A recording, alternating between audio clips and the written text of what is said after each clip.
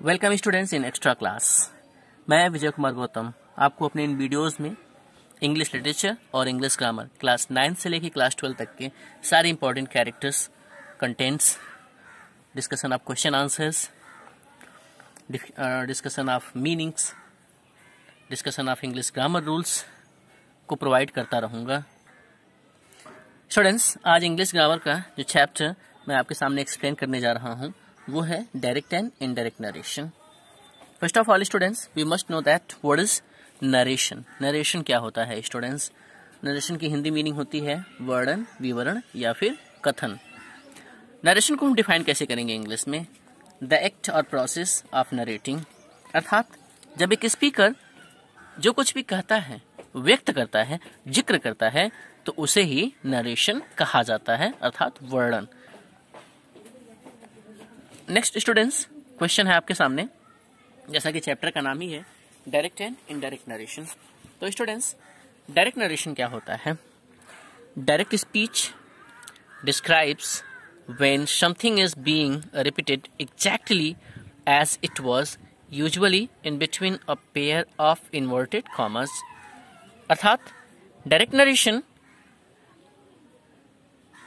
Narration का वो हिस्सा होता है, वो पार्ट होता है जब स्पीकर की कही गई बातों को बिना किसी परिवर्तन के कह दिया जाता है, प्रकट कर दिया जाता है, तो वो होता है डायरेक्ट नरेशन। आप इसमें देखें एग्जाम्पल के माध्यम से। He said there is no one in the house. तो स्पीकर ने जैसा सेंटेंस डिलीवर किया हुआ था, जो स्टेटमेंट उसने दिया हुआ था, उसको बिना किसी परिवर्तन के यहाँ पे राइट किया गया है। यूजुअली स्पीकर जो भी स्टेटमेंट देता है वो डबल इन्वर्टेड कॉमा के अंदर रखा जाता है और इसको रिपोर्टेड स्पीच बोलते हैं। डबल इन्वर्टेड कॉमा से बाहर वाला जो पार्ट होता है उसको रिपोर्टिंग वर्ब कहते हैं। अब स्टूडेंट्स, हम जानेंगे कि रिपोर्टिंग वर्ब क्या होता है। It is called a communication verb, अर्थात वक्ता की बातों को जिस फाइनाइट वर्ब से हम कहना प्रारंभ करते हैं उसे रिपोर्टिंग वर्ब कहते हैं। और आप जानते हैं स्टूडेंट्स कि ये डबल इन्वर्टेड कॉमा से बाहर वाला हिस्सा है। रिपोर्टेड स्पीच स्टूडेंट्स, जो कि डबल इन्वर्टेड कॉमा के अंदर रखा गया होता है। The exact words of the speaker which are put within inverted commas, अर्थात डबल इन्वर्टेड कॉमा के अंदर रखा हुआ वो पार्ट सेंटेंस का जो स्पीकर के द्वारा कहा गया होता है उसे हम रिपोर्टेड स्पीच कहते हैं। स्टूडेंट्स, आप ये एग्जांपल देखें। Ram said you should go, double inverted comma के अंदर रखा गया है, reported speech. Double inverted comma से बाहर वाला हिस्सा रिपोर्टिंग वर्ब। डेफिनेशन मैंने अभी डिस्क्राइब किया। अब स्टूडेंट्स, डायरेक्ट नरेशन क्लियर होने के बाद हमें ये जानना है कि इनडायरेक्ट नरेशन क्या होता है। Indirect narration students, Hindi definition, वक्ता की बातों को का त्यों न कहकर उनका भाव प्रकट किया जाता है।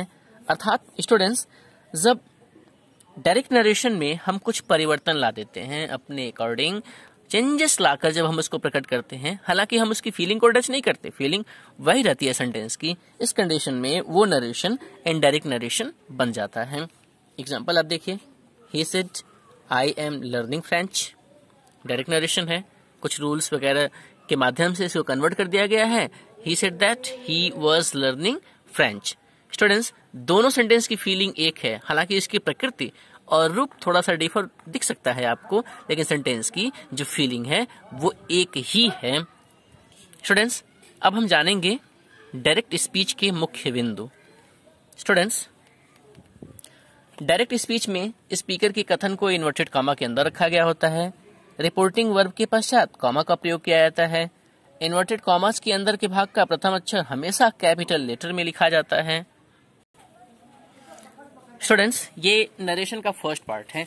इसमें मैंने आपको बताया कि नरेशन क्या होता है। इसमें मैंने आपको ये बताया कि डायरेक्ट नरेशन क्या होता है, इनडायरेक्ट नरेशन क्या होता है, और साथ ही साथ डायरेक्ट नरेशन के जो दो पार्ट होते हैं, रिपोर्टिंग वर्ब जो डबल इन्वर्टेड कॉमा के बाहर होता है वो क्या है, और डबल इन्वर्टेड कॉमा के अंदर रिपोर्टेड स्पीच होता है, ये क्या है, इसकी डेफिनेशन मैंने बताया। और साथ ही साथ डायरेक्ट स्पीच के कुछ इंपॉर्टेंस पॉइंट्स को भी मैंने डिस्क्राइब किया। स्टूडेंट्स, ये नरेशन का फर्स्ट पार्ट है। इस पार्ट में मैंने इन सारे पॉइंट्स को डिस्क्राइब किया। सेकेंड पार्ट में मैं इसके कुछ और इम्पोर्टेंट पॉइंट्स, रूल्स एक्सप्लेन करूंगा।